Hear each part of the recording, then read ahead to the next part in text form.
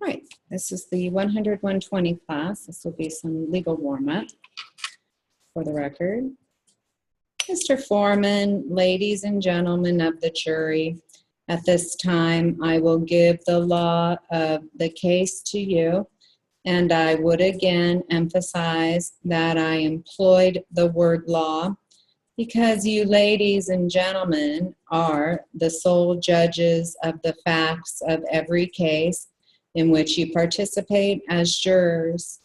It is my duty to state the law of the case to you, and it will be your duty to determine the facts and then apply to those facts the law as stated by me. You are given two powers to assist you in arriving at your determination of the facts, one being whether you do or do not give weight to evidence. And by weight, we mean effect of consideration. I think I have told you that the word evidence means not only oral testimony that you hear from a witness, but it extends to any documents, objects, papers, pictures, and so forth, which may be introduced into evidence. In other words, it includes the entire record. The other power that you have is that of being the sole judges of the believability of the witnesses you heard. You may believe all, part, or nothing that a witness tells you. You may consider the attitude of a witness on the stand. You may consider the opportunity a witness had to observe those events concerning which his testimony is directed. You may adopt additional guidelines if, acting calmly and dispassionately, you feel these are needed in order for you to evaluate the testimony of a witness. There are two indictments against the defendant. One charges him with armed robbery and also including lesser charges of robbery and grand larceny, which I will define for you later. The other charge is pointing a firearm. I will give you the law on each of these. As I have previously told you and would again reiterate, an indictment does not constitute evidence in any manner or to any extent, but merely permits the trial to be held. The defendant has entered not guilty pleas on all counts of every indictment, that is, the 3 counts in one indictment, and the 1 count on the pointing a firearm. He is presumed to be innocent. The presumption carries throughout the entire trial unless or until it is removed by evidence satisfying you of guilt beyond a reasonable doubt. This term means what it would imply, not a fanciful, whimsical, or a capricious doubt, but a reasonable doubt, sometimes called a substantial doubt. It is a doubt arising out of the testimony or evidence in the case, or the lack of testimony or evidence in a case, which leaves the mind of a fair and impartial juror in a wavering and unsettled condition after that juror has fairly and impartially considered all of the testimony and evidence in the case. I would further charge you that the fact that a defendant does not testify cannot be held, charged, or considered against him in any manner because he has a constitutional right to remain from the witness stand. Ladies and gentlemen, as far as indictment number 687 is concerned, that charge has 3 counts.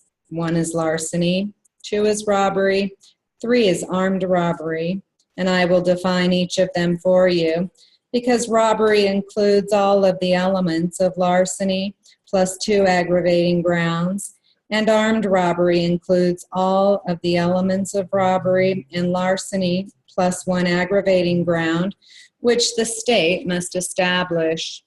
Now, the state must establish each and every one of the elements of such offense beyond a reasonable doubt. Okay, this is some literary material for the record.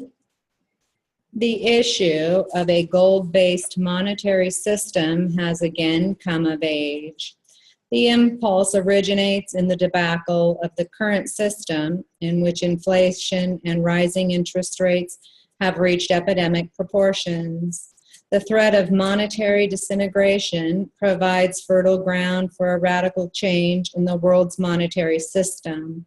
An early reinstatement of the dollar as world currency, convertible into gold, no longer is inconceivable.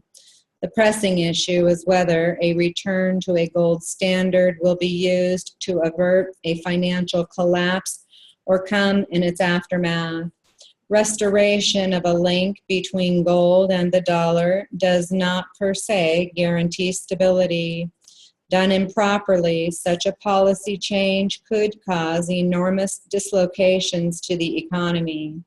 The blueprint for a successful return to dollar convertibility presented here includes a transition period to assure that it is the gold market, not the economy, that makes the initial adjustment inherent in a return to a gold-based monetary system. Safety valves also are provided to minimize the chances of altercations in the gold market being forced upon the economy as a whole. One could well imagine a reordering of the world's monetary system and the re-emergence of gold convertibility in something of the following form. The U.S. would announce a double-faceted program providing for the restoration of dollar convertibility into gold. The first part of the program would allow a transition period designed to permit the gold market in particular and financial markets in general to adjust to dollar convertibility before its implementation. The second part of the program would provide the requisite technical specifications necessary to make the new monetary system workable and credible. Okay, this is more literary material for the record. Labels and images have become central in the controversies surrounding affirmative action. To some people, affirmative action means making equal opportunity concrete, while to others it means reverse discrimination. To some people, affirmative action is only a partial compensation for monumental wrongs, while to others it just means replacing competent people with incompetent people.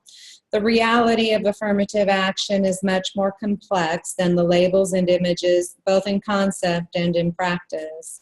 To make these intricate and emotionally charged issues manageable, it is necessary, one, to distinguish the basic concepts and legal rationale to affirmative action from the many specific laws, regulations, and practices that have developed under the affirmative action label. Two, to measure in some general terms the magnitude of the problem that affirmative action programs were intended to solve or ameliorate. Three, to consider the actual results achieved and the general trends set in motion by these programs. And finally, four, to weigh the implications of affirmative action policies for those directly affected and for society in general. This study draws upon the large general literature on race and sex differentials in employment, pay, and promotion prospects. In addition, it presents some original data specifically focused on academic employment, pay, and promotion. For many occupations, the fact that some of the factors determining individual qualifications for jobs are intangible makes it difficult to determine how much of the observed difference in end results is due to discriminatory treatment and how much to differences in the relevant capabilities. For the academic profession, however, many of the job qualifications that are either conceptually or statistically elusive in other occupations are spelled out most bluntly in the publish or perish rule. For example, the possession or non-possession of a PhD is crucial to an academic career, and the quality of the department at which the PhD was earned is of major importance at the outset of a career and exerts a continuing influence for years thereafter. Comprehensive data available from the American Council on Education covers both the degree level of academic individuals and the respective disciplines' own rankings of the various university departments which issue those degrees, as well as the publication records and academic salaries of individuals by race and sex. In addition, the National Academy of Sciences has made available data collected by the National Science Foundation on holders of doctoral degrees in various fields by race and sex. In short, the academic profession offers a unique combination of known job requirements and salary data with which to determine to what extent group differences in pay represent group differences in job requirements rather than employer discrimination.